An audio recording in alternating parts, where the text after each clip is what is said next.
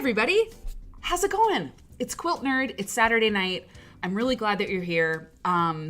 It's a fine evening in Chicago. I almost said California. And right before I went on, like right before I changed the screen from the starting soon screen to the screen you're seeing now, I almost hit end stream.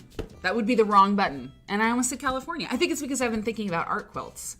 And so many art quilts have, come to us from California. So I hope you're all well. I'm going to say hi to people. Ivy, hi! Were your ears burning yesterday? I was talking about you. Salad Zone. You were one of the first people here tonight. And I heard that you did a soundboard pirate. You redeemed bits, channel points. And you requested, you're new here and we love you already. It's a good place. It's a good vibe. We love salad. We eat potato chips more often. I've never eaten salad on the show. Maybe on the co-working stream, there's been some salad. But anyway, you're in the salad zone. I love the salad zone. So you're welcome here. And you wanted a trumpet sound. There's no trumpet sound on the soundboard. But if you keep coming back and you participate in the chat in a good giving and game way, if you come around and you're like, this is a very interesting show, I would like to ask a question about this quilt that we're looking at, and I'm going to use all of my art history background and my design aesthetic sense, and and I'm going to get involved. If Salad Zone, I make you this promise. If you become a good quilt nerd person, and I mean, if you're here, it's a good chance that you're on your way. I'll put a trumpet on the soundboard for you. I mean, I think it's a good way to start this relationship. I will do it too, but you have to prove yourself. You have to prove yourself as a quilt nerd who's committed to the cause. We don't really have a cause, but we do have a great community. So, I'll totally put a trumpet on the soundboard. There's all kinds of trumpets. We have a goose in the meantime. You know what? We do have a goose. Thank you very much. Here we go. Salad Zone. I almost said salad bar. You see, this is the night we're having. Hold on. There we go. It's trumpety. And there's a trumpet swan, which is kind of like a goose. Salad Zone, maybe you're off the hook. Maybe you don't have to come back. I don't know. But anyway, it's good to see you. I'm glad you're here. I really am. I'm giving you some biz, but it's great to see you. Kenny's here and Wonky Quilter. Slim Quilt Pants is back. I'm so happy to see you too. Slim Quilt Pants. It's a great name. Quack Cat and Robin. Hello, Robin. Oh yeah, and Salad Zone. You've got welcome baskets in the chat. You're getting a lot of attention tonight, which anybody who's new usually does, and it's a good thing. Padma's here. Hello, Padma. I saw Salad Zone again, so I had to play it again. Ivy, happy Saturday to you. And Jacob Jellies, hi from sunny, windy Monterey Bay. Just back from a wine tasting. Oh, and tasty snack event. A snack event. It was a whole event. That sounds really good. Wine tasting and tasty snack event. Yeah, that sounds really good. Monterey Bay.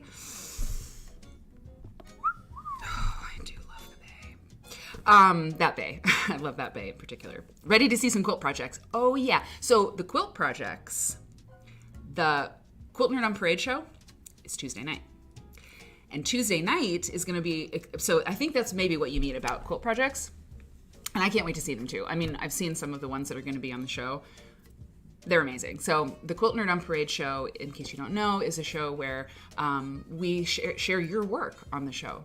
And so it's the Quilt Nerds on Parade. So something that you're working on or a quilt that you made that you want to share. Even if you want to share, I don't know. I mean, it sounds really cheesy, but this is who we are. If you're reading a really great quilt book and you're like, this is what I've been reading, you can send me a picture of the book. I mean, if you want to send a picture of a book that you're reading to a group of people to look at and discuss, this is the place, so maybe you're not sewing, but you want to be part of this. I completely get it. I haven't sewn much lately. So I might, I don't know, do a show about books I'm reading. Okay. But Jacob Jellies, I'm really glad you're here. And this is going to be a great show. We've got a great show tonight. We're going to look at quilts that, they turned out to be art quilts, but they're all from the 80s and 90s, but it's a specific thing. And they're all very different. And they come from this particular book that is a really good book, an odd one. It's a deep cut. written by our friend Mary Kay Waldvogel. Anyway, we'll get there. But we're also going to look at, so we're going to talk about design. Sometimes, what's going on? We're going to talk about design tonight. So sometimes we look at quilts and, there's not some sort of one artist that we're looking at. Sometimes on the show we look at the work of one particular artist, do a deep dive on them, one particular collection, or we'll explore a time period. We do all kinds of things. Then tonight we're gonna look at these quilts and just talk about them, talk about them and enjoy them or critique them, whatever we want to do. Stephanie Cake is here. Stephanie Cake, how are you doing? I am well, thank you. I am in a secret location. Yes, you are. You are in a secret location. So, are you okay? Are you safe? I am safe. Good. I'm in a safe secret location. Good. Yeah, you sound a little different because you're in a different room. Yeah, and I don't have my mic, and it's my childhood bedroom, by the way. Do you still have things from your childhood in your childhood bedroom? Yeah, some, but mostly my mom uses this for storage of all her fabric. So, wow. There's a lot of fabric and quilts in here, and like one or two things, and the furniture. The furniture's the same. Yeah. Are there stickers on the furniture? Like, do you still have stickers on? Because I stuck stickers on everything. Oh yeah, I got in trouble for that. Yeah. Oh yeah. It was good. One of my, also we say hello again. I got to meet Stephanie Cake's mom briefly here on the monitor / phone, and she's delightful, of course. Duh. And we've said before, she's a lurker. When she watches the show, she is a silent viewer, and so it's really good to see you, Mrs. Cake. And thank you for watching the show. And as I said to you on the phone, I am a huge fan of your daughter. And what I didn't get out, because I was running to get my chips and my wine, your daughter is a gift. She's a gift. You're a gift to my life. It's just what it is. What can I don't know. That's what it is. So thanks, Mrs. Cake. Okay, Jill is here. Hello, Jill. I talked to you yesterday. Joyce and Quack Cat. Okay. I said hi to you. Mother Nature, good evening. Drink Wine and Solin, my dear. Calamity Cortez, oh my God, it's so good to see you. Calamity Cortez, I'm glad you're here. I don't always call the roll, like say hi to everybody, but it's been a while since I did that, so I'm doing it tonight. Kenny watched 3 consecutive streams this month and sparked a watch streak. Kenny? I don't know. I need to give some love to my soundboard. I don't know. I've been thinking. Well, I guess I need a trumpet. Angie, hi Angie from North Carolina. It's great to see you. I'm glad that you are here. Everybody's getting soundboard stuff. Okay. Let me get going. But it's really good to see you. And by the way, anybody who's in YouTube or Facebook land who's watching over there, hello. I don't always get your comments in the feed that I use to broadcast the show, so I'm not ignoring you. I don't not say hi to you because I just don't always. I don't see you saying hi in the chat, but on the screen we can see you. So definitely say hi and thanks for watching. Mishral and Auntie Sin, Fiandor coming in with the music. Babe is here. Hello, Babe. And Dee Dee and Grits and Butter. Oh my God, Jan is here. Okay, and Penny. Okay, Penny and Sherlock, yay! Eva, yes. You're here for the real fun. Oh my gosh, so Angie, by the way, says, I'm so excited. I watch all the time on YouTube, but now you're here for the real fun. That's so good. If you want to be part of the thing, the real thing, look, I'm even wearing, I never wear this sweatshirt, but I just needed something else to wear. Come over to Twitch. It's a good time, and this is where you subscribe, and you get all the stuff. And we'll talk more about that later, because I want to get to the quilts, right? I want to get to the quilts. Amy Pabst is here. It's good to see you. Hope is here. Oh my God. Oh, Salad Zone said any will do. Salad's still here. Christmas is here. I'm so happy to see Christmas. Shauna, Salad, honey, you are on your way. I have a good feeling about you. Okay. Shauna's so subscribed with Prime. You've been subscribed for 7 months. You're on a 5-month streak. Thank you so much for subscribing. And Renee, okay. And Lisa and Mademoiselle Larry. Okay, I gotta get going. All right. Anybody else who just came in, thanks for watching and coming back.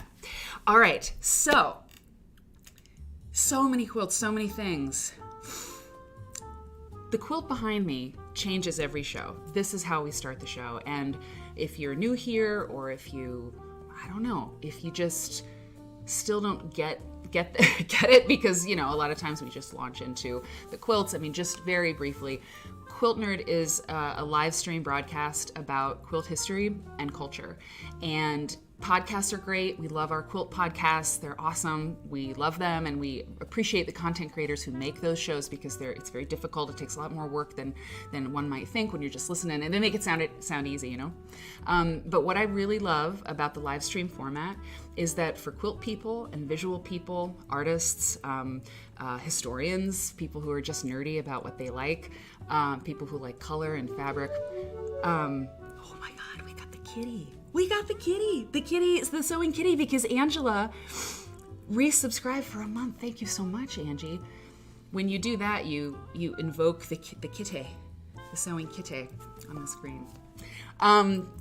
Yeah, so live streaming is fun because you get to see things like that. But for people who look at things all day and like to think about what they look at in terms of art and so forth, quilts, it's great to be able to see it, you know, on the screen. So it's a podcast. It's like a visual podcast that you can interact with, chat with me, and chat with the people in this community we've become a thing, you know, the Quilt Nerd. It's really a thing, and it's amazing how people get together in real life or do projects together. I work with a bunch of Quilt Nerds at this point on different projects, including one for Quilt Folk.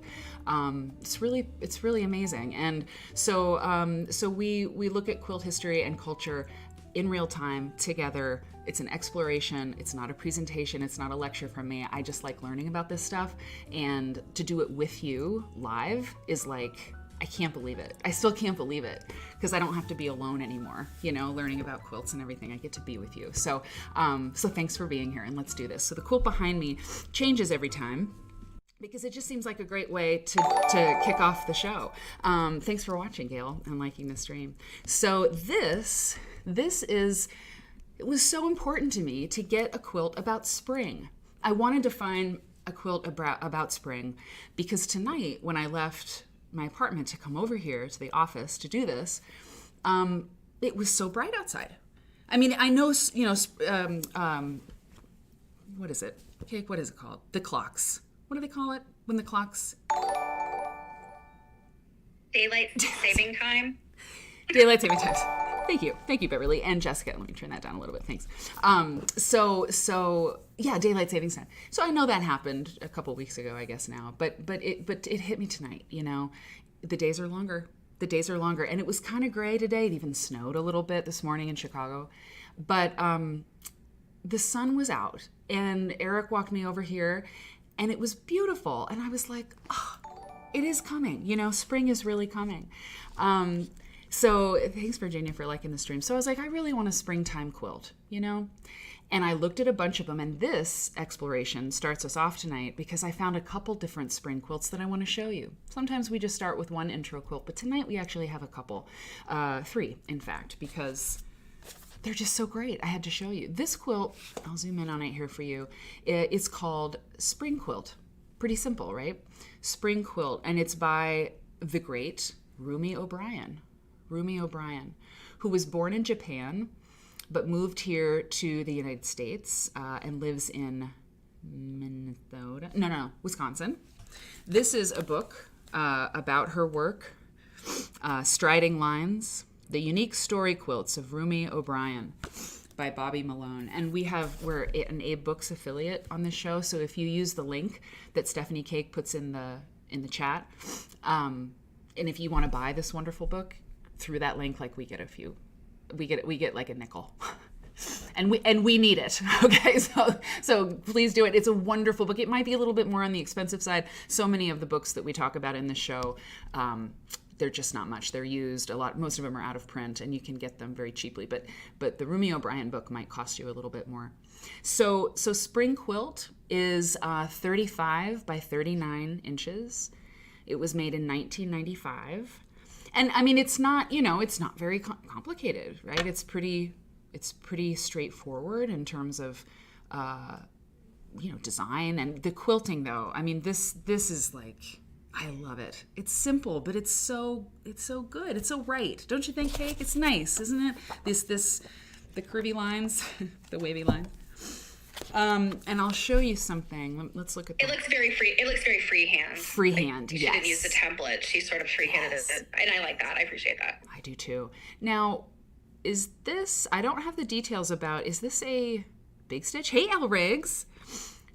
Is this a big stitch? Can you tell? Do I have the information on this one? Hold on. Because she usually does big stitch. Yeah, I have that book and I'm trying to think of like what is in it. Yeah. I wouldn't call that big stitch. I mean that's just hand quilting. I think it is hand quilting. Exactly. Let me grab something here. The level, the amount of image stuff I have in these folders is on my computer it's staggering, really. But I'm going to show you a couple. Actually, let me do this. Let me do this real quick. I can do it right here. So there's another Rumi O'Brien quilt called One Spring. Look at this. Check out this thing. So this is also Rumi O'Brien, and I'll show it to you. I didn't even think about it. Would have been smart to have ready, but see, that's how quick we are. So this is Rumi O'Brien. Oh, it's called One Spring Day in a Canoe. And this is more typical of Rumi O'Brien. Like this, to me, is very, it's more typical than the other quilt we just saw, Spring Quilt, because this is a story quilt. And so many of Rumi O'Brien's quilts are story quilts, by which I mean, they're pictorial, they tell a story, or they have some kind of narrative. And her little. I think they look a lot like illustrations. Yes, exactly. Okay? Yeah. Yes, exactly. And they have wonderful names like One Spring Day in a Canoe. And this was made in 1999, 78 by 77. Let's take a look at the whole thing again. And and that's important too, right? These story quilts are contained. They're not block by block. They're one piece, like a painting or like, like a cartoon or something like that. And her father was a very famous Japanese manga artist. So, she has this artistic background and this family with a background in art. I mean, history and art. One Spring Day in a Canoe. I just love it. So the quilting, look at the river. It's so good. Oh, look, they've lost some of their food, their picnic there. Maybe it went overboard. Oh, everybody's losing there. That's terrible. Oh no, it's a tragedy. And then, just because, it's right here, just one other Rumi O'Brien, because, I don't know. I mean, this is what we're doing, right? So Rumi O'Brien. Oh yeah, this is great. One of the quilts that people love the most, especially children, you can certainly imagine, is I Love Jello, It Jiggles. So, we've talked about Rumi O'Brien on the show. Like, it's been some time, but we did like a whole segment on her. And I talked about her in the Patchwork and Prose workshop for Quilt Folk. I think the first month of that, so a year ago. But I mean, isn't it great? There's a whimsy, but there's also some of the other quilts, and we'll move on. But some of the other quilts are, like she says of one, it's about a fight with her brother. And it's sad. I mean, chasing, let's see. Yeah, no, it's called Pain. 1993, she made a quilt called Pain.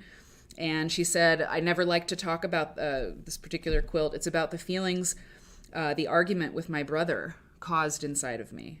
I felt like my insides turned upside down, so I showed that. So it's not so, it's not that innocent, or it's not that, it's deep, right? She's got a lot of deep stuff going on. So that's Rumi O'Brien and the Spring Quilt. I'll show one last time. Look at that Jello. And I think of this quilt, she just says like, I love Jello. It jiggles. That's it. That's like really all I have to say about it. So Spring Quilt, really nice from Rumi O'Brien. Thank you so much, Rumi O'Brien, for making our beautiful quilt. But as I was looking around, I'll come back to that. As I was looking around in my folders on my computer and just around, I also found this, which is Nancy Crow. Most people will recognize Nancy Crow. This is called March Study. So obviously an appropriate thing for today here at the end of March. It's crazy. This is 80 by 80. It was made in 1979. And which is wild to me. I mean, she really was a groundbreaker. This would look great as an intro quilt, Not every quilt that I want to use really does actually look really good up close like that. Hey, Jane. But But I feel like we talk about Nancy Crow, if she comes up a lot, she comes up a lot. So I like to keep things dynamic and not go to the same people all the time. Nancy Crow is kind of everywhere because she really has been influential in the quilt culture, So this was 1979 March study. She really is just a badass. I mean, this thing, come on now. This looks really, you see this kind of like illustrations and things that look like this now. Mm-hmm. That kind of technology sort of looking. Yes. I think Nancy Crow, just in general, but especially this work she was doing at this time and throughout the 80s and the 90s, whatever, but like this is my favorite period of her work. And this is the kind of quilt that when people who don't know about quilts, about what they've been, in the last 50 years, what they've done, and of course what they did before then. But this is the kind of thing they see and they're like, oh, quilts are art, and we're like, yeah, totally. It's art that's worked in fabric medium. And because this just blows people away. They can't believe they're looking at it. It looks like a kaleidoscope. It looks like some kind of, almost like, not Art Nouveau. Well, yeah, a little. It looks like you're looking into one of those, kaleidoscopes. Yeah, sort of like an Art Nouveau sort of kaleidoscope sort of mashup. Yeah, exactly.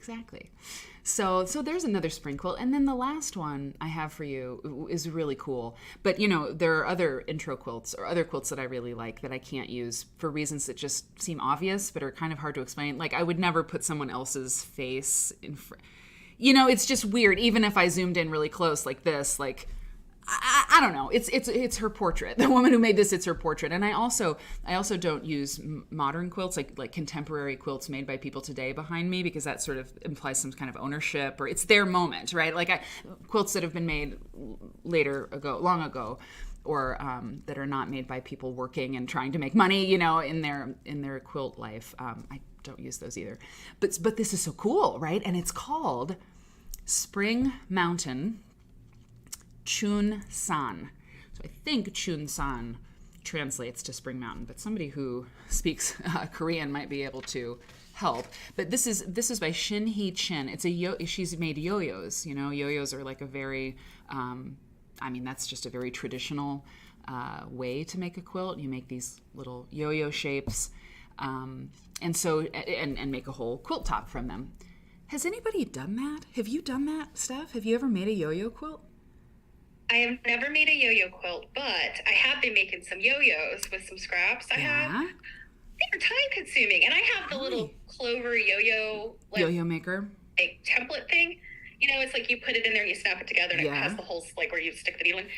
To do those like just by hand, I can't even imagine. It's a lot of work. Yeah, it does seem like a lot of work. And you know what? I'm going to write that down on my content plan. Yo-yo quilts. We've never really done them.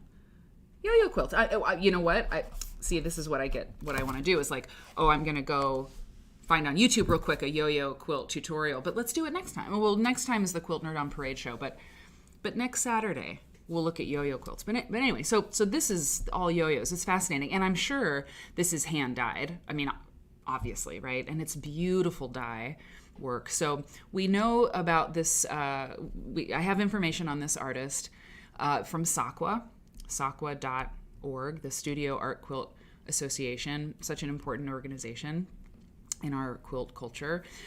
This is, she's a juried artist member of Sakwa. She lives in Hillsboro, Kansas. And this is her artist statement, quote, "Cultural context has most shaped my work as I have spent half my life." Hey, Crisco. It is a lot of yo. So, honey, hi. Sorry. Cultural context has most shaped my work as I have spent half my life in South Korea and the past 2 decades in the United States. I have had equal exposure to 2 vastly different cultures. In my years dealing with issues of a bicultural lifestyle, art has helped me reconcile the conflicting nature of these influences. My work reflects this binary approach: female versus male, East versus West, art versus craft. All those paradoxes inhabit the same space, just as both Korea and America coexist in me. From these cultures, I draw inspiration, specifically from the feminist tradition, Christian spirituality, and Eastern philosophy. Look at this color. I mean, oh my God. Let me zoom out, actually. That is just fascinating, right? I wish I could take a screenshot of stuff. You're like, you have this look of like, analyzing it, which I love. So let me finish this, and then I want to hear what you have to say. Because you always, okay, here's the thing about Stephanie Cake. Like, I don't have the technical skill. I mean, I don't, she can sew anything. Like, she can sew anything. And does, right? It's like, have you ever made a yo-yo? She's like, in fact, I have. Anyway. So I really, it's a great thing. And I didn't even know that, when you were like, hey, you need some help with the show. And I was like, oh yeah, I totally do. And it's just perfect. Anyway, the last thing here from Shin He Chin, and that's SHIN-HEE, Chin. She says, quote, in my work, I attempt to carve out what I proudly call a feminine territory in which the voices of effaced and silenced women reverberate, and to translate the experiences of women in a way that people of different ethnic backgrounds and cultural experiences can understand, unquote. So pretty neat. And it's called Spring Mountain. So it was perfect for tonight, but I couldn't use it as an intro quilt. So that's the Spring Quilt Tour. What did you see anything, that you wanted to say? Because you were regarding this quilt, really thinking about it, Steph, when you were looking at this particular spot. Well, because I'm not at home, I don't have my big monitor. Oh, okay. That's great. I was squinting at my laptop. But yeah, I was like, it looks like there's smaller yo-yos are kind of in there in little gaps. Yeah. It's somebody, I don't know if it was Padma, said that maybe she's painted. So is it dye or paint maybe that she's... Yeah. Padma, that's a great idea. She's done something with the yo-yos. Yeah. And I mean, it looks like they could be dyed, they could be hand dyed, they could be painted. But maybe painted. This is amazing. I know that there are programs that you can kind of plug in a picture and get them to sort of do this for you, and then you would match up your fabrics and all that. But still, it's a difficult thing, and it's really amazing. And I think Sohani said it's like it's a mashup of like sort of a digital like pixel, but handmade. Handmade, pixelated, old school. I love it. Yeah, way cool. That's the Spring Quilt Tour. We might, there's more spring quilts that we can look at. Oh, and then that leads us into the main event, right, for tonight. So there's this crazy book out there, and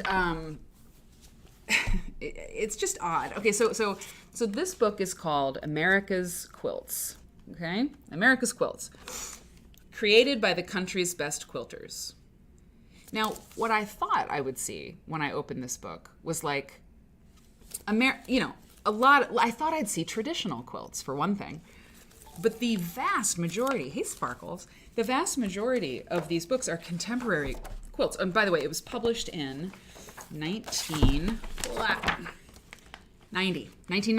And so all of the quilts would have been made before 1990. And I mean, in the beginning of the book, there are some traditional quilts in the introduction. But beginning on page 20, we get into contemporary quilt artists. And so America's Quilts is the title threw me off. I mean, I'm not complaining. It's great, but I would say if I was working on this book, I would say, I think we need a little something else. I think this isn't quite right. Okay, the other strange thing about it, and there is an Abe Books affiliate link, right? There is, right? Did you actually find it? Because it's hard to find. And it's great, and you should get one. Sorry, Kenny. I'm breaking the Kenny's bank with the book recommendations, but I'm sure you already have this one. But here's the back of the book. Oh, sorry. Yeah, I do have pictures of it. Whoops. Ignore that. Here we go. Yeah. So great. So America's Quilts. Yeah, kind of a strange title. And here's the other thing. Those are all traditional quilts on the cover. And by traditional, I mean, I should probably say they are antique quilts. We've got an Amish quilt, or an Amish-looking quilt, an album quilt, Feathered Star, Lone Star, Bethlehem Star, I guess. And so, so it's like, what is this thing? Okay, so this is the back, and it's really nice. It's a large format book. It's good, and America's quilts tell the story of this country from colonial times to the present. They are a dynamic blend of old and new that's constantly evolving. Agreed, everything approved so far. America's quilts artistically express the hopes and dreams of the country's best quilters. Okay, great. So who wrote this book? I can't wait to know. There's no author on it. But we know who wrote it because Mary Kay Waldvogel, the author of this book, signed her name on the book that I have. And now, Mary Kay, who I happen to know, often tunes into this show. You told me a little bit more about this, but we didn't talk about whether I could share those things. But I don't know if you signed this for me. I feel like you would have said, for Mary, because, that's kind of what, I've got a couple other books that you did that for us, which is great. So I feel like I bought this book used, and your signature was in it. But Mary Kay did write this book. I want to make sure. I think you might have told me there was a co-author, but no, I think it's yes. Jacqueline. Okay. Jacqueline M. Atkins. Okay, thank you so much, Jacqueline. There is a version on that has both of their names. Okay, good. So even though the book itself doesn't, it would be really difficult to get the galley copy of the book, which I think the galley is like, here's what we're sending to the printer. I don't think you can. Can you fix something on a galley? I ought to know this. I've worked on a few books, but I can't remember. Anyway, but to see, that you worked so hard on this book, and there's a lot of writing in it, and to not have your name on it, it's interesting. It was published by Publications International, a company, strangely, weirdly, I also wrote for, like years ago, and I did stunt work for them, freelance writing, hack work, you could say. The Amazing Book of Dogs and like 100 Haunted Places in America. I was just like, I'll take anything, I'll write anything. So they published this, and they neglected to put Mary Kay Waldvogels' name on it and Jacqueline's name on it, which is too bad because it is a great book. So it's an odd publication, but we love that, we're totally into it. So we're going to look at this today. And I also want to say, I don't think it could be classified as a typo that they didn't have the author's name on the book.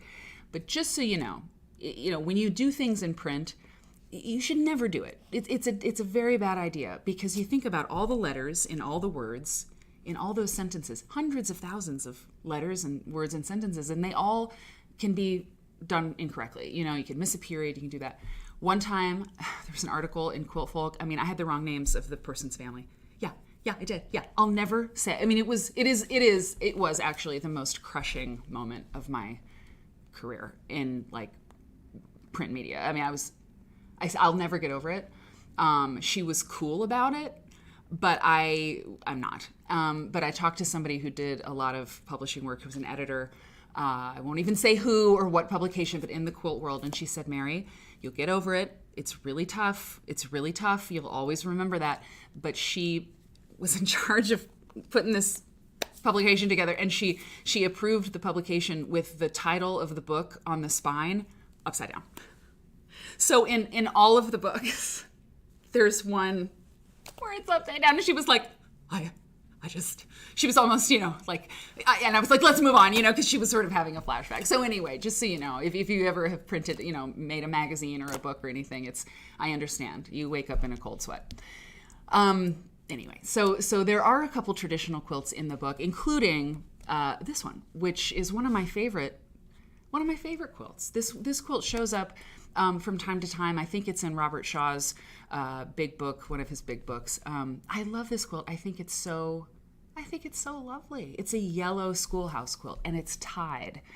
So I think there's something really special about this quilt, and yeah, it gets published sometimes. It gets around, this book, and this quilt.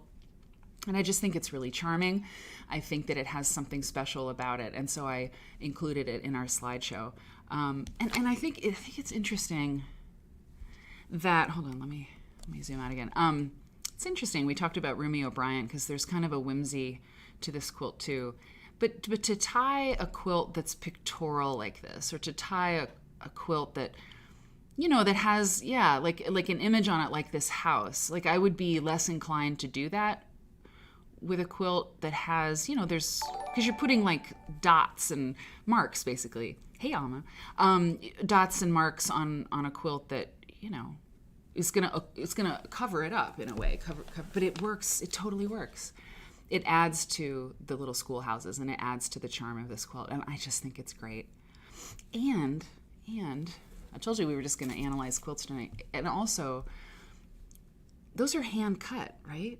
Like they're not uniform by a long shot. There's a bit of wonkiness going on in there. Yeah. And I can see like where they've framed the house. Some of those strips are different color, like they're the different colors. This is really charming quilt. I like this. Isn't it great? Isn't it great? And we know who made it. Sorry, it's Sarah Moore, and it was made in 1920. And it's called Schoolhouse, 1920, and it's 79 by 84 inches. Hey, Dawn. So 79 by 84 inches, and let me turn that down a little bit. And thank you for sharing the stream. That's amazing. Yeah, so I just love it, and 1920 is cool. I mean, people talk about, you see a lot of quilts from 1920 that are, traditional in the way that they're sort of, lots of log cabins, and we love them. They're so beautiful. But when you see kind of an iconoclastic quilt like this, which I think it is, it just, it makes me happy. I'm glad it survived, to be in this book so we can enjoy it. It's great. Yeah, tell me. Oh, Quack just asked, is it antimony? Do you think those chimneys, those are cheddar? Those chimneys are cheddar. Those are totally cheddar schools.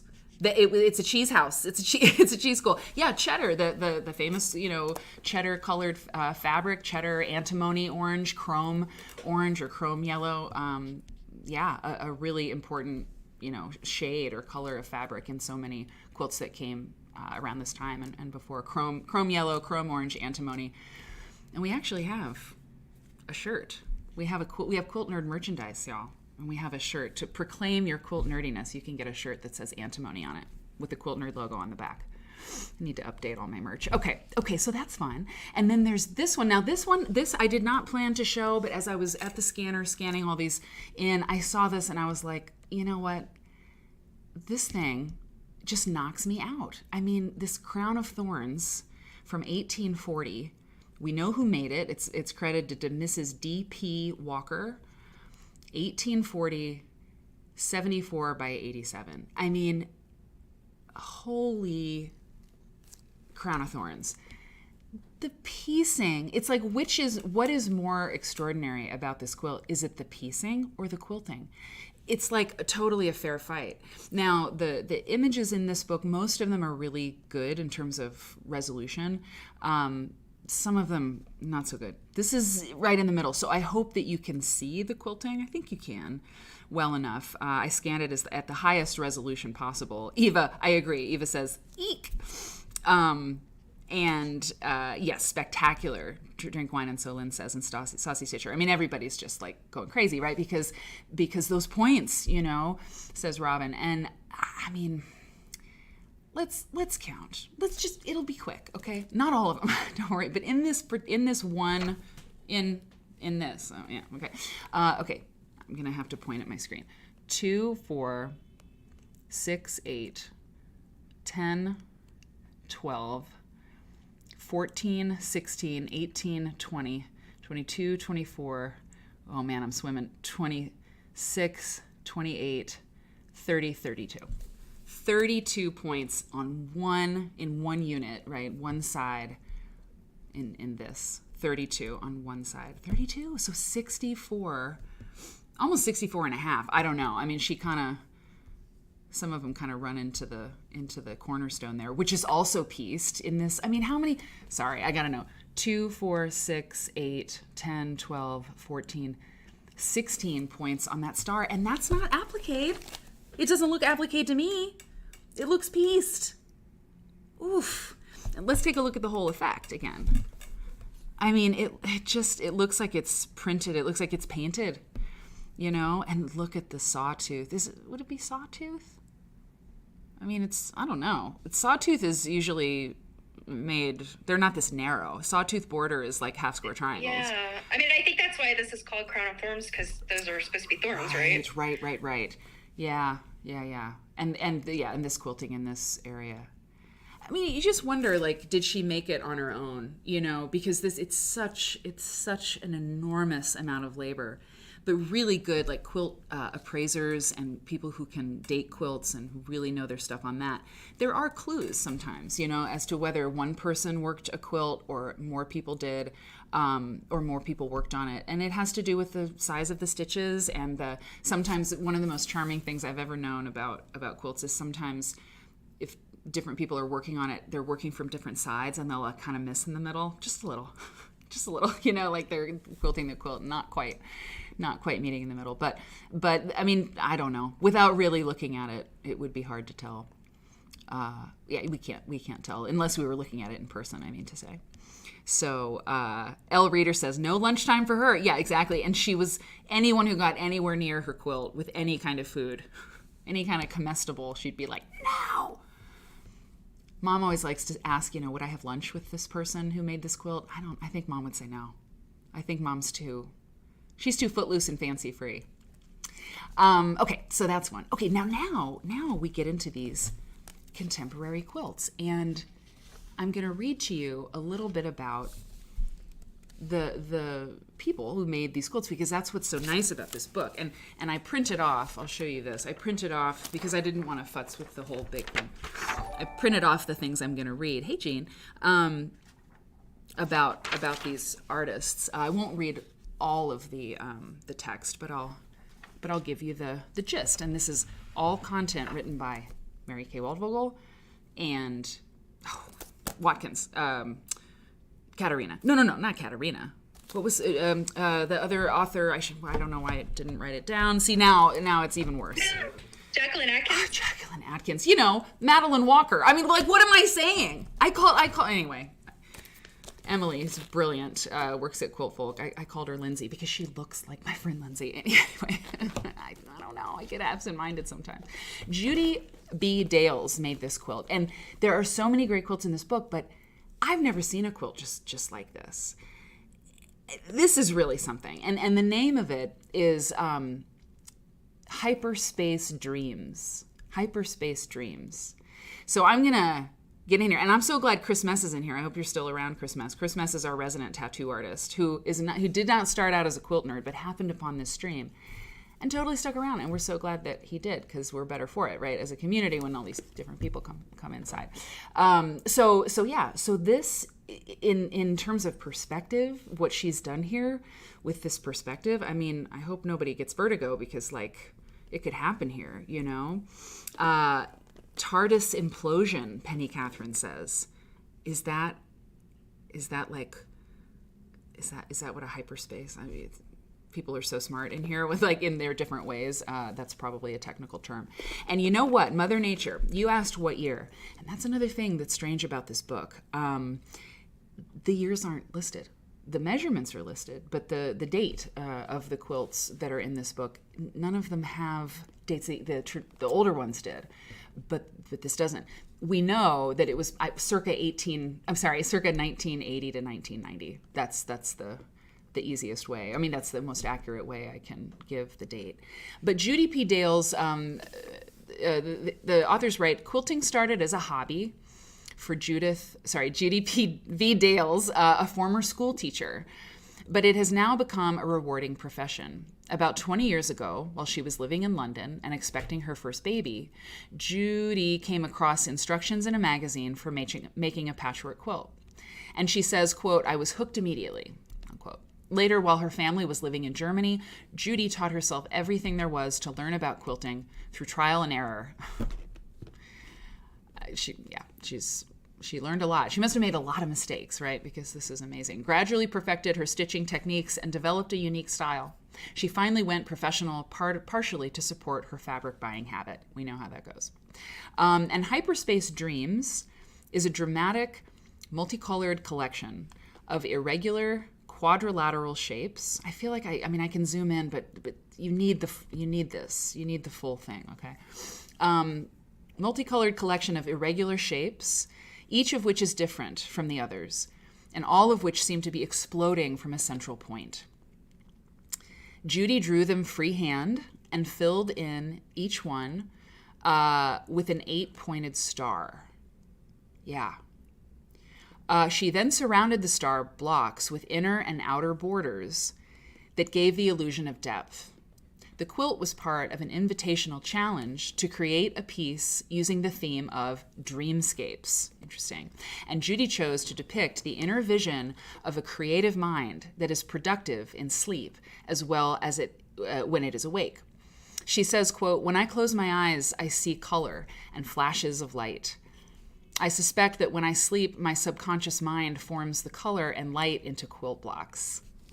That's like totally a Quilt Church moment. This quilt shows designs flashing by at lightning speed, disappearing into the unknown from whence they came, unquote. She really got the movement, right? She really got that hyperspace. It's called hyperspace dreams. And the piecing here in the border, I mean, just look how many different fabrics she's using here. And if it was made in the early 80s, if it was made during the decade of the 1980s, we know there wasn't as much fabric available at that time. I mean, the fabric industry exploded, after, into the 90s and certainly since then. I mean, but when quilters were really starting to experiment with a lot of this stuff, there was Moda and Free Spirit. I mean, these companies weren't making the volume of fabric, or maybe they didn't even exist at the time. So it's really cool when we see these quilts because, that is like a cabbage, chintz almost. I mean, it's really, and like this up here, that's a stripe, that's like a paisley, but what she's able to achieve with it is like amazing because she's working like tonally, she's really looking at like the color that reads when you stand far away. So I just had to show you that one. It's really neat. And this book is good because there's a couple other works. Most of the artists have more than one work in the book, so you can see a few other ones. I'll save my mom for a little bit later. I tempted you with this one, and I want to skip to this one. I mean, oh my God, Look at this. This quilt is called Iris, and it's by Velda Newman. And it is, let me make sure. Hold on one second. I want to make sure I give you the materials used here. So it's 84 by 102 inches. It's all cotton, appliqued, and hand quilted. So what that tells us is that there is no painting on this quilt. There is no wet process involved in this quilt. And that blows me away. Hey, Word and Bird Nerd, thank you so much. We get the sewing kitten. That happens when somebody gives a subscription. So one of the Quilt Nerds, Word and Bird Nerd, thank you so much. You gifted a subscription to Wag at the Moon. Wag at the Moon, I'm so glad that you're here. That was a little champagne cork for you. Word and Bird Nerd, I also want to say thank you because we can see, I think in the chat, you've gifted 20 gift subscriptions over the course of your presence in the show, and you've been here from the beginning, and I just love you, and thank you so much. That was your 20th gift subscription. And so Wag at the Moon, you are now like in all the giveaways. Like for 1 month you're a subscriber to the show, so you have access to like the different emotes, the fun little emoticons that we get to use in the show, and you also get to see the subscriber only streams. We got some really good ones coming up, really good. Hey Alan, so this quilt is let's read about Velda E. Newman. And I'll zoom in and I'll zoom out, and this is hard to be believed, this quilt. So Mary Kay, she writes, once Velda E. Newman found that she could combine her interest in art with her skill at sewing to make quilts of her own design. She found that everything around her seemed to stimulate new ideas for quilts. But for her, nature and color usually play a large part in shaping the final images.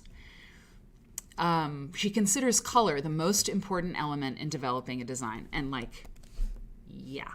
this, okay. Look at this iris in the middle. I can't believe it. I can't believe it's not painted. Velda says that color is what draws attention. When Velda began to work on a new project recently, she envisioned rich purples and tawny golds, and then realized that a composition of fruit, such as grapes and pears, would be ideal for the colors she had in mind. So she was doing some of that. The size of the quilt is another important factor in Velda's designs. And this quilt, by the way, is 84 by 102. That's the other sort of really astounding thing to me about it. It's big. It's really big. 84 by 102. I mean, that's like a queen size situation. Large quilts are a problem because they take, this is not a quote, so this is the authors here. Large quilts are a problem because they take such a long time to make and there is so much of them to work with. But Velda has found that the impact of a large piece is so much greater than that of a smaller quilt that it makes the extra effort worthwhile. But for this artist, the real challenge is not simply color or size, but coming up with the right design. She spends a lot of time designing and planning. Hey, Sherry. She says, quote, "The sewing part is easy." Okay, sure. And here's what we have about Iris. Velda's grandmother's flower garden inspired Iris, another award-winning quilt of Velda's. The stately, oversized flowers in this profuse display, that's great writing, of irises, ferns, and other plants. Let's get to the heart of the matter here. Demand attention. The flowers demand attention and draw the viewer into a sumptuous and luxuriant carnival of colors. Oh, the sense of an actual garden is so powerful that you almost expect to smell the flowers. Velda used dyeing and bleaching. Okay, oh my God, now we know. But it didn't say that. It didn't say it in the caption. Oh, Publications International. What a crack up. She did use dyeing and bleaching to achieve just the right hues for the leaves and flowers. She kept the quilting simple so that it does not detract from the major design. Now, okay, so that's what had me, because this looks bleached. I mean, but it could be a print, right? It could be a fabric. So now I know, grits and butter, exactly. I read along with you. I learn along with you.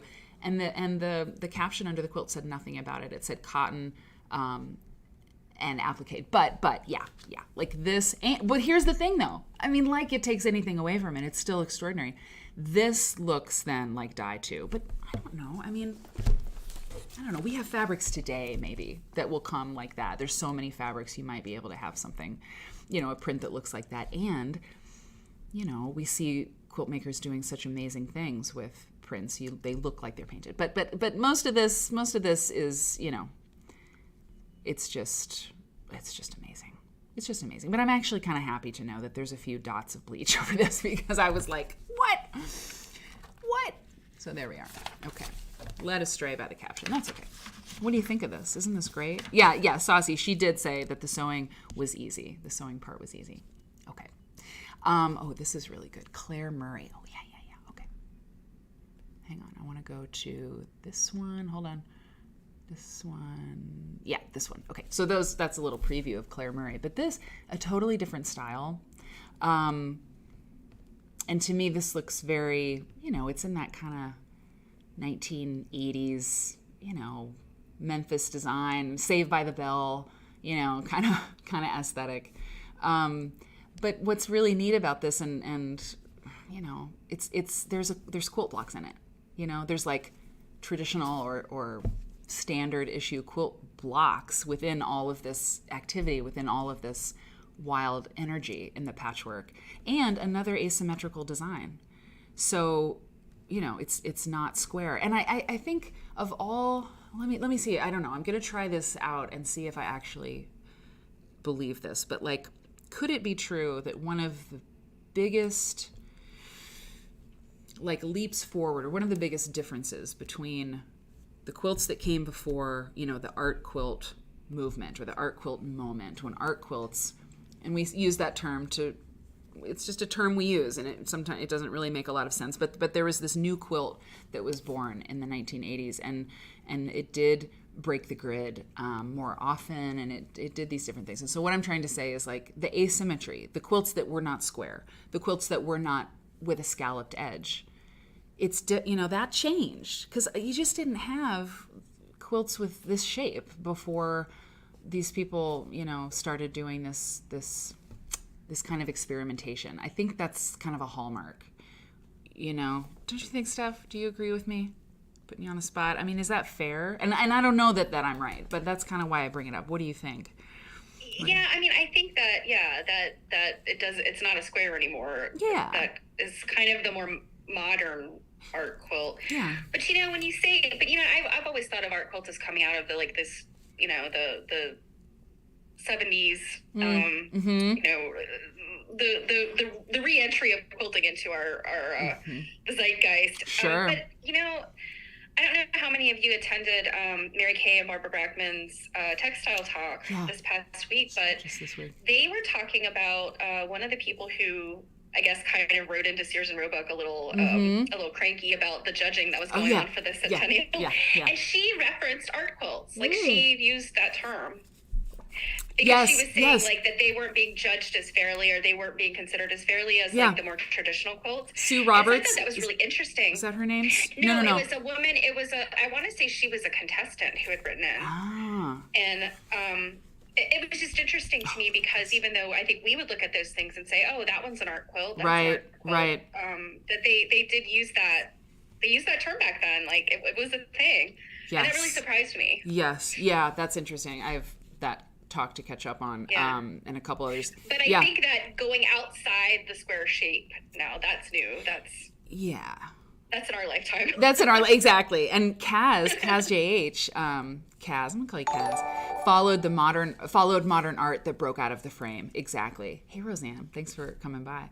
So yeah, Kaz says, it followed modern art that broke out of the frame. Exactly. This is, it's all an evolution, right? I mean, I love how she did the shadows on these little confetti pieces. It's great. So anyway, I liked her stuff so much, and I thought it was really, really neat that I went ahead and scanned all three of the pieces that they had in the book. And so let me read to you about Claire M. Murray. And once again, she's got these, traditional or standard quilt blocks. That's a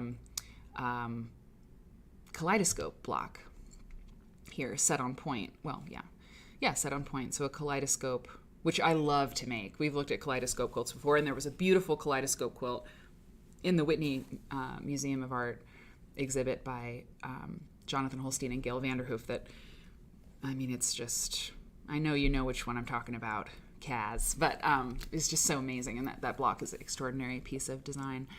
But here's what we know about Claire M. Murray. Claire M. Murray considers herself a professional quilt maker. She says, quote, I work at my profession 6 to 8 hours a day, but I have the best of all worlds. My job and my hobby are the same. Look at this section. Amazing. Unquote. She makes between 6 and 10 quilts every year, often working on 2 at a time. Claire learned the basics of sewing from her mother, and she's taken classes from many well-known quilters. Claire's first quilts were traditional, but now she develops her own designs. She says, quote, I think of myself as an artist, only I work with fabric instead of paint. Her provocative, asymmetrical quilts explore architectural elements, windows, arches, doorways, and stairs. I just noticed the stairs. And their relationship to space. Claire often works in a series, developing several quilts that are related in concept and use similar design elements, expressed in many different ways. Oh, wow, look at this. Look at this part. Oh, man, that's so cool. She says, quote, a series allows me to do more than one interpretation. Oh, that's really neat, unquote. Her quilt, Artificial Environment number 1, and that's the one we looked at. Actually, yeah, this one, we haven't looked at this yet. Her quilt, Artificial Environment number 1, the first in a series, depicts architectural elements in what she calls not-so-real atmospheres. Windows, arches, and stairs are suspended in space, leading nowhere and everywhere. Sharp angles and soft curves are juxtaposed in tantalizing and unexpected ways. The quilt makes use of individual templates or pattern pieces that are often used only once, a hallmark of the artist's method of design. That's interesting. Also typical of Claire's work is the absence of straight borders. Her designs seem to contain too much energy to be held within traditional constraints, and elements that jump beyond a quilt's confines are not unusual. I'm going to read the rest. It's Claire's Travelogue series, and this was Travelogue number 2. Okay? Travelogue number 2. translates into fabric the old world architectural shapes and forms of which she became so fond during a 6-month sojourn in Europe. It's an award-winning quilt. Skim the rest of this. Rough pattern cobblestone streets and the wide open sky influenced this. And in travelogue number 3, this last one, strong images of long, narrow alleys and hidden courtyards in southern Europe are evoked in this quilt. She says this one was a challenge from beginning to end. It's composed of 2 large blocks that are mirror images. Yeah. Wow. But they're hard to distinguish because of the various exceptions to the regular quilt piecing. Do you see the 2 mirror image blocks? It's a bad night not to have your bigger screen, right? But actually, or maybe not. I guess I'm not understanding what she means. I know. I mean, this is the right one. Like, it's not that one, right? No. Because the elements do not fit together in a traditional block-to-block fashion, this quilt was a monumental construction task that required creative piecing and hand applique. The finished quilt achieves Claire's goal of depicting a sensation of depth and enigmatic transparency of space. Yeah, I mean... Can you zoom in on the chevrons and like is that gingham fabric and chevron fabric, or is that stuff it is. Well, I don't know. Maybe gingham. Let's hope. I don't know. Yeah, I'm just wondering if those chevrons are... Yeah, if they're pieced. Yeah, that looks like gingham, but I don't know about those chevrons. Those look like they might be pieced. I know. It's wild. I can't tell. I don't know. I think this might be pieced because, well, those look irregular. Like these last 2 little bars, because up here, good Lord. One of these days we'll have the people who want to be on Quilt Nerd to talk about their quilts. We'll make it happen. Baby steps, people, baby steps. Okay, so that's Claire. Okay, let's do one more, and then we'll take a cake break, and then I've got just a few more quilts from this book that I just love talking about quilts with you guys, and the writing in this is so great. It's really a good time. So wait a minute, let me look at that. I think, let me go back to this. Yeah, you know what? Let's take our break now. Let's do a cake break. Let's hear the Dunton report, and then we'll come back with a few more. Hope, it's so good to see you right down the center. Hope says she saw it. She saw the mirror image. Okay. Anyway, thank you. So I'm sure people down there figured it out. Hey, Victorious. The intersection of the zigzag black and white. Okay, yeah. I think that is true. It's right in here. It's right in there. Okay. Cake, are you ready? I am. The Dunton report. And if you're new here, I tried to pull back on pushing people to do research projects because I don't want it to feel like school. I don't want it to feel like homework, or that you need to do, some kind of, big investigative quilt study thing. But the more we do the show and the more involved we get in AQSG, American Quilt Study Group, like it is kind of fun. And both Cake and I are working on a research project that we're looking at one specific quilter from the past, or a person of interest in the quilt world. And, Cake has been getting into this research on Dr. Dunn. And so from week to week, we get the Cake report. And what I really like about it is that we're seeing the evolution of what it looks like to do research on something in the quilt world, or research at any time. And neither you or I have degrees in history, right? You don't, right? Okay. It's like, oh God, but we're not academics. We don't teach history. Yeah. We're not, and we're just like, we're folks who have an interest, and it's just been like detective work, right? It's so much fun. So we hear about the Dunton, the Dunton report, and it's a good time. So, okay, so I'm going to get gone and give the mic to you here, and I'll be right back. Okay. Oh, no. So, of course... Sorry, I got rid of the wrong thing. Sorry. I want to go away. Not that. Okay. Robin would expect that I remind you to get your submissions in for... I think tomorrow is the deadline to get your submissions in for the next parade. That's on Tuesday. And I believe that Hannah is going to be here for that. So that is going to be exciting. Robin, are you full, or are there still, we haven't hit the total number, right? I guess that's the question I'm asking. I don't want to send people if there's no spots. So I think that's probably our big thing. So Dunton, oh, okay. So Robin says we only have 15. Come on, guys. You want Hannah to look at your quilts, don't you? Or your projects or your whatever you're reading up on. So, okay, this Friday, I was back at the Baltimore Museum of Art and the Archives looking at all the Dutton stuff. And as usual, it's fascinating, it's wonderful, and 6 hours goes by like in the blink of an eye. I got up to use the bathroom one time and I sat at a table for 6 hours just taking pictures of Dutton stuff. I have, at this point, have now gotten through all of his correspondence files. So I have a copy of every letter that he saved. Now, as I'm reading through them now, I'm realizing, well, he only saved about half of the correspondence, because I'm thinking, well, I have no idea what they're talking about. He's obviously sent them another letter that he didn't file. So it's even more of a a detective story at some points, because there will be comments in these letters that I'm kind of shrugging because I'm not sure what they're talking about, and it's kind of out of context. But on the other hand, some of his correspondence, it's amazing. I'll see something that he discusses with somebody, and then I'll be flipping through his manuscripts or his scrapbooks, and I will see the connection, and it's so amazing. There's those moments are like, wow, and it is that sense of sort of discovery and detective work. So this Friday, like I said, I finished up with his correspondence, and I asked the library archivist to get me to pull out his third manuscript. And oh, sadly, his third manuscript, which was a dictionary, a quilt block dictionary, has about 600 hand-drawn illustrations. And I mean, at first I wasn't sure who did the illustrations, but it turns out, based on what I've read in his correspondence, he did the illustrations. There's just so many. And he has the illustrations and the name of the block, and then he's got sort of a narrative, and it's just so much stuff. So I scanned a few things, and then I put it all back, and I said, I can't do this right now because the dictionary is just too much. But I really narrowed in on some of this correspondence. And you guys, I actually think I have some like quasi smut to share now.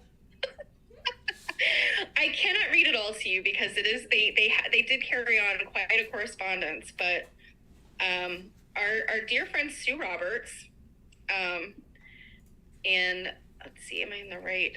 Sorry guys, I don't have my usual setup here, but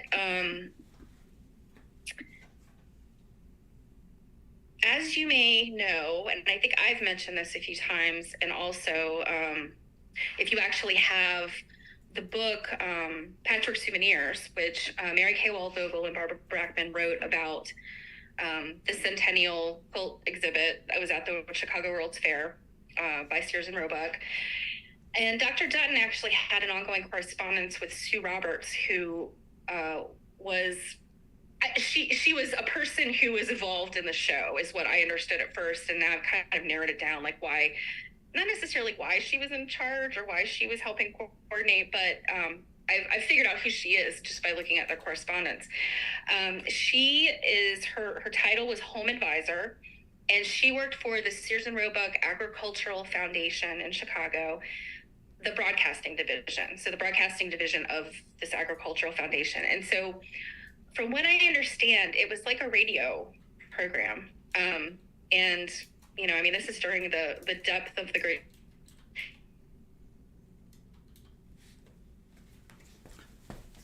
Uh-oh. Hold on. We lost sound, Cake.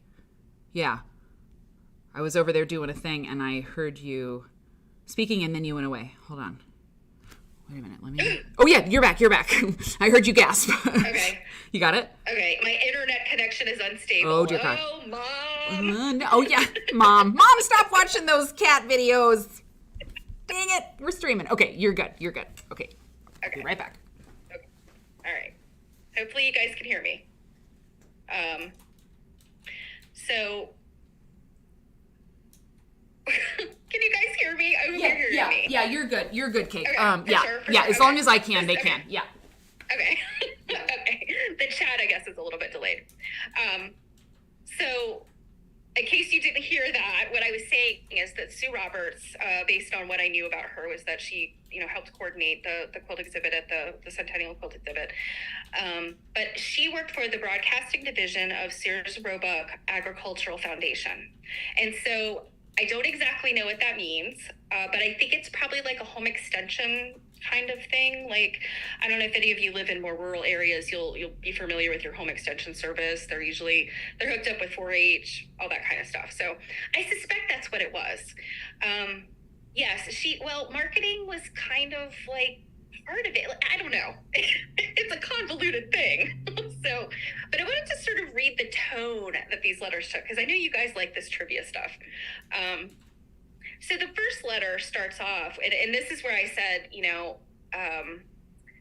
there's stuff missing out of Dr. Dunn's files, because obviously he sent her a letter, but all I have is her response to him. And it's basically, very happy to hear from you. Glad to know that you found the quilt exhibit, in our building interesting. So to me, this sounds like he did see the original exhibit. He went there and saw it with his own eyeballs. And he writes in another letter where I believe he is talking about walking the quilt exhibit and sweating to the point where he's dehydrated and mummified, that was pretty hilarious. But anyway, it starts off very cordial. And now let me jump ahead to some of these saucy ones. Let's see. Sorry guys, bear with me, because let's see. Okay. Well, here's one from him to her. And basically, what he was looking for was something more about the exhibition. He wanted to have some details about the exhibit. And she pretty much sent him like here are the rules for the contest. And so this is his response. Following instructions I recently sent for your booklet on quilt making, and while probably admirable for trade purposes, it was disappointing to me that it gave little information relative to the splendid exhibit which was held at the fair. So basically he's like, yeah, you sent me this little trade publication about how to quilt, but I didn't care about that. I wanted to see more information. I wanted to see the quilts. And there's several letters go by where she's basically like, I am so sorry. I really wish I could give you more. And it does start, they do end up exhibiting, and I think, for those of you that attended the textile talk the other day, you probably heard, I know you heard Mary Kay and Barbara talk about this, about how they kind of had to call back in the winners, because, people were really clamoring for the second show, and they finally called the winners back in and got them. And so she ended up sending Dunton pictures at that point, because she's like, else. And then, oh no, buffering. A little, just a little. Okay? Yeah, sounds like, just a little. Yeah. I'm sorry, guys. It was a little bit. No, it's okay. In any event, it was some difficulty. It was very difficult getting from the big Centennial exhibition to these other documents, like booklets and things being sent, and so on and so forth. So that's basically what they talk about. They go back and forth about this. So, Sue Roberts decorating shops. Oh, interesting. I'm going to have to do some more Sue Roberts research. Grits and butter. Sue Roberts. Wow, interesting. So she keeps apologizing. She says, hold on. We've lost audio again. Oh, I don't know. Cake, we got issues. Okay, say a thing. Mary looks like she's jamming to music. I'm not. I'm like jamming to the Dunton report. Let me go. I think we're okay, but maybe Eric just texted me no audio. I don't know. I think maybe that's the Dunton report. Okay, Eric, I got it. Okay, so Ivy Kadivi says there's sound on YouTube. Really? So is Twitch doing weird things? How totally? I mean, I can hear you, and you're on the mic. Okay, I need to tell Eric to stop texting me, because I think that's maybe it. Okay, got it.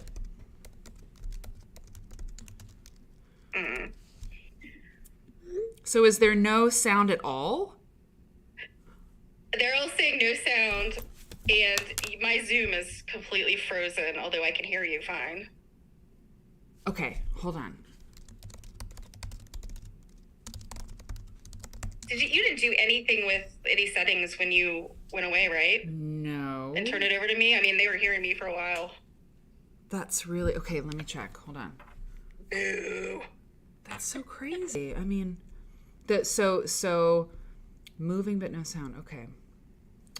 Yes. Okay. Can you chat them and tell them that I'm figuring out the sound? That's so weird. Okay.